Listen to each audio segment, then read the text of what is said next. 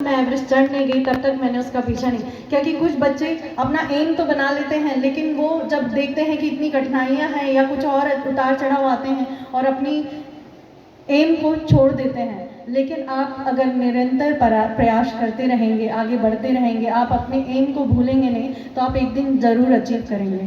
हमारी लाइफ में सिर्फ माउंट एवरेस्ट नहीं था, मेरी लाइफ में 2 एवरेस्ट थे, एक तो संघर्ष का एवरेस्ट और एक माउंट एवरेस्ट। संघर्ष का एवरेस्ट इतना कठिन था कि मुझे लगता है कि माउंट एवरेस्ट भी उसके सामने कुछ नहीं होगा, क्योंकि जब कोई कुछ अचीव करता है उसके पीछे एक संघर्ष की कहानी होती है। यहाँ तो हम अभी जितनी भी मणिकर्णिकाएँ बैठी हुई हैं और जिनकी स्मृति में भी ये मणिकर्णिका का पूरा आयोजन हो रहा है, उनके माता पिता को भी मैं बहुत संवेदनशील भी हूँ। मैं ज़्यादा उस बारे में नहीं बात करूँगी। जब मुझे ये बात पता चली तो मुझे बहुत ही दुख भी हो रहा है, लेकिन कहीं ना कहीं मुझे उन माँ बाप पे प्राउड भी फील हो रहा है कि वो अपनी बेटी को हमेशा जिंदा रखने के लिए आप जैसी मणिकर्णिकाओं को यहाँ पर सम्मान दे रहे हैं।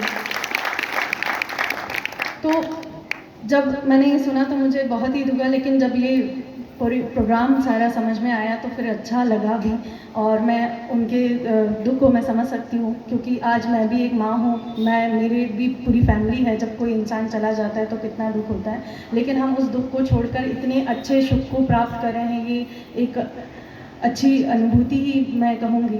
लेकिन जैसे अब संघर्ष की एवरेस्ट, बस मैं थोड़ी सी बात कहकर कि जो एवरेस्ट है वो हर किसी की लाइफ में अपना एक एम हो सकता है, उसको उतनी ही तैयारी करनी पड़ सकती है जितनी कि एक एवरेस्ट को क्लाइंब करने में होती है। बॉडी एक्लिमेटाइजेशन की बात कहें या क्रेवासिस क्रॉस करने की बात करें या एवलांच में आकर हम कैसे बच सकते हैं। -45 टेम्परेचर, इतना कम टेम्परेचर कि हड्डियां तक गल जाती हैं। इतने कम टेम्परेचर में हम क्यों बच पाए? हमने ऐसा क्या किया कि हम बच पाए? क्योंकि हमने हमारी ट्रेनिंग में अपना 100% दिया था। जब बच्चे के पास कोई सिलेबस आता है, ठीक है, अगर वो एग्ज़ाम में बैठता है, वो हर क्वेश्चन का आंसर तभी दे पाएगा जब उसने अपना सिलेबस पूरा किया होगा। अगर उसने अपना पूरा सिलेबस कंप्लीट नहीं किया और अगर उसने थोड़ी भी चीज़ छोड़ दी, तो वो उससे रिलेटेड कोई भी क्वेश्चन आएगा तो वो उसका आंसर नहीं दे पाएगा। इसलिए चाहे वो माउंटेनियरिंग हो या यूपीपीएससी हो या नॉर्मल एक 12th क्लास का एग्ज़ाम हो, उतनी ही मेहनत, उतना ही संघर्ष उसके पीछे होता है जितना है, क्योंकि आप अगर अपनी ट्रेनिंग में 100% देंगे तो आप ज़रूर अचीव करेंगे। मैं बस इतना ही कहना चाहती हूँ। अगर और किसी को माउंटेनियरिंग फील्ड में या लाइफ में कुछ भी अगर ऐसा कुछ है तो वो मुझसे डायरेक्टली सोशल मीडिया के थ्रू भी मुझसे पूछ सकता है, इसमें कोई नहीं। मैं हमेशा अवेलेबल रहती हूँ उन बच्चों के लिए जो मुझसे क्वेश्चन करना चाहते हैं, वो पूछना चाहते हैं कि कैसे आप पतालकोट, मतलब मध्य प्रदेश का सबसे डीप पॉइंट जहाँ पर एजुकेशन भी नहीं हुआ करता था उस टाइम पे। आपको तो पता ही होगा कि मैं ट्राइबल एरिया से हूँ, आप सब भी ट्राइबल एरिया से हैं, तो कितनी कठिनाइयाँ होती हैं। और उस टाइम पे जब मैंने स्टार्ट किया था, तब समाज को समझाना, गांव वालों को समझाना, मेरे पेरेंट्स को आके बोलते थे कि अरे तुम कैसे पिता हो, अपने बेटी को मतलब ऐसे भेज रहे हो। लेकिन मैं बचपन से ही स्पोर्ट्स में ही रही थी, तो मेरा बास्केटबॉल में नेशनल प्लेयर भी रही हूँ। तो मेरे पिताजी और मेरे पेरेंट्स, मम्मी पापा दोनों को ये भरोसा था कि ये एक दिन ज़रूर हमारा नाम रोशन करेगी, और मैंने रोशन किया। और जैसे मैंने कहा कि संघर्ष का एवरेस्ट भी था, तो मेरा मजाक भी उड़ाया गया। हम जैसे मेघा ने बताया कि काफ़ी एक्सपेंसिव होते हैं ये जो एक्सपेडिशन होते हैं, लेकिन हम तो देश के लिए अचीवमेंट देना चाहते थे। हमारे पास हम स्किल थे उसके लिए, हमारे पास स्किल थी। हम वो एलिजिबिलिटी, क्या क्या चीज़ें होनी चाहिए, कोर्सेज की होना चाहिए, इतनी एल्टीट्यूड की हाइट में आपको क्लाइंब किया होना चाहिए, वो सारी चीज़ें हमारे पास थी। लेकिन हमारे पास क्या नहीं था, वो थी फाइनेंशियली। मेरे पिताजी टीचर हैं, हम 4 बहन 1 भाई हैं, मेरा नंबर 3rd है, और उनके लिए वो पैसे अरेंज करना बहुत ही मुश्किल टास्क था। लेकिन कई बार क्या होता है कि हम ये सोचते कि ये तो हमारे लेवल का है ही नहीं, इतने पैसे तो हमारे पास है ही नहीं कि हम ये सब करें। लेकिन ऐसा नहीं होता है। अगर आपने सोच लिया है कि आपको करना है तो आप करके दिखाएंगे। भगवान रास्ता खुद बनाता है, खुद आप उसके लिए जब प्रयास करते हैं तब। तो मुझे जो 2-3 एक्सपीरियंस ऐसे हुए जो मुझे बहुत ही अपसेट करते थे। मुझे मेरा मजाक बनाया गया कि देखो, मैं जब किसी लीडर के पास गई और मैंने कहा कि देखिए मैं ऐसे ऐसे अचीवमेंट करना चाहती हूँ और मैं एलिजिबल हूँ, मैं हवा में बात नहीं कर रही हूँ। और जब उन्होंने कहा कि कहाँ से आई हो, तो मैंने कहा कि मैं तामिया से। अच्छा वो पतालकोट के पास? मैंने कहा हाँ। तो उन्होंने, बहुत सारे लोग बैठे होते हैं ना लीडर्स के पास हमेशा, तो उन्होंने कहा देखो देखो पतालकोट की लड़की आई है एवरेस्ट चढ़ने। तो आप समझ सकते हैं कि कितना बुरा लगा होगा मुझे। लेकिन तब मैंने इग्नोर किया और मैं दूसरे, मतलब मैंने कहा ना मेरे पास संघर्ष कर 4 साल, मतलब मैं 4 साल पहले रेडी थी माउंट एवरेस्ट में जाने के लिए, लेकिन मुझे टाइम लगा ये स्पॉन्सरशिप लेने में। तो फिर एक और एक्सपीरियंस ऐसा हो, एक लीडर के पास मैं गई, उन्होंने कहा कि किसके रेफरेंस से आई हो? मैंने कहा कि आप लीडर हैं और मुझे लगा कि आप मेरी मदद करेंगे, इसलिए मैं आपके पास आई हूँ। तो उन्होंने कहा कि अच्छा अच्छा ठीक है हम करते हैं, लेकिन तुमको किसी ने तो बोला होगा ना कि हम तुम्हारी मदद करेंगे।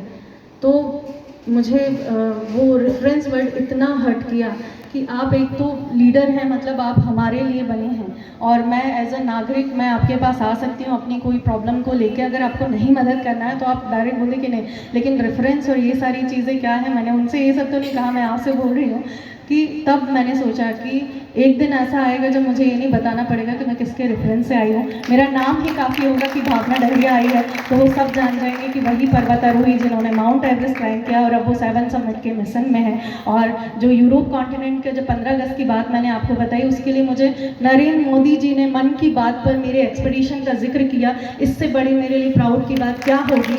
तो वो लीडर आज मुझे बुलाते भी हैं और मैं जाती हूँ उनको ये बताने कि मैं वही भावना हूँ जिसको आपने मना कर दिया था। तो ये कोई फ़र्क नहीं पड़ता कि आप कहाँ से बिलोंग करते हो, लेकिन फ़र्क ये पड़ता कि आप कहाँ जाना चाहते हो। तो मैं चाहे पतालकोट की गहराई से ज़रूर आई थी, लेकिन मेरा एम था माउंट एवरेस्ट, जो मुझे जाना ही जाना था। और आज जैसे मेरे, मतलब एवरेस्ट तो मैंने पहले क्लाइम किया था 2019 में, 22 मई 2019 को ही। और फिर उसके बाद मैंने 7 कॉन्टिनेंट, जिसमें से अफ्रीका कॉन्टिनेंट की हाईएस्ट पीक जो है माउंट किलिमंजारो, ये मैंने दिवाली के दिन क्लाइम किया और हमारे कल्चर को स्प्रेड किया। ऑस्ट्रेलिया की पीक को मैंने होली के दिन क्लाइम किया और हमारे कल्चर को स्प्रेड किया। और जो हमारा सबसे इम्पॉर्टेंट डे होता है यूरोप कॉन्टिनेंट माउंट एल्ब्रस में, मैंने हमारा इंडिपेंडेंस डे सेलिब्रेट किया। और उस दिन इतना ख़राब वेदर था, मतलब मैं आपको सिचुएशन है क्योंकि ऑलरेडी बता दिया है मेघा ने कि कितनी डिफ़िकल्टी होती है हमको ये सब चीज़ें करने में, लेकिन हम क्यों कर पाते हैं? क्योंकि हमारे अंदर वो जज्बा है, हमने वो ट्रेनिंग की है कि हम उस तक पहुंच पाएँ। इसलिए मैं बार बार ट्रेनिंग को बोल रही हूँ, क्योंकि सिर्फ मन में सोच लेने से कुछ नहीं होता, उसके लिए आपको प्रयास करना पड़ता है। जब आप सोच लेते हैं, पूनम दीदी यहाँ पर बैठी हुई है, उनने भी जब सोचा होगा, सोचने से नहीं हुआ होगा, दीदी ने प्रयास किया होगा कि नहीं मैं रह सकती हूँ, मैं इन इतनी मुश्किल, मतलब हर एक हड्डी के पार्ट में, मतलब मैं सोच के ही, मतलब मुझे ऐसा लग रहा है जब दीदी ने बताया कि उनके हर एक पार्ट की सर्जरी हुई है, तो बहुत ही डिफ़िकल्टी है। दीदी से मैं आपसे बहुत बार इस प्रोग्राम में, मतलब हमने जो सीएम ने भी सम्मान किया था उसमें भी मैं आपसे मिली थी, आपको पता नहीं याद है कि नहीं, तब भी मैंने आपके बारे में सुना। तो काफ़ी आपने हिम्मत दिखाई है और जो बच्चे यहाँ पर बैठे हैं वो आपसे बहुत सीखेंगे, क्योंकि आपने जो सहा है, मुझे नहीं लगता वो बच्चे से बोल नहीं पा रहे हैं, लेकिन वो कैपेबल हैं चलने में, अपने मूवमेंट में, तो वो सब कर सकते हैं। मतलब मेरा ये कहना है कि जब मैं पतालकोट जैसी जगह से आकर एवरेस्ट चढ़ सकती हूँ, और दीदी इतने डिफ़िकल्ट जगह से, मतलब वो जगह से नहीं, मतलब इतनी परेशानियों का सामना करके वो आज आपके सामने बैठी हैं, तो कोई भी कुछ भी कर सकता है। बस मन में लगन होना चाहिए, आगे बढ़ने का जज्बा होना चाहिए, बस इतना ही मैं आप सबसे कहूँगी। और थैंक यू। जय हिंद, जय भारत।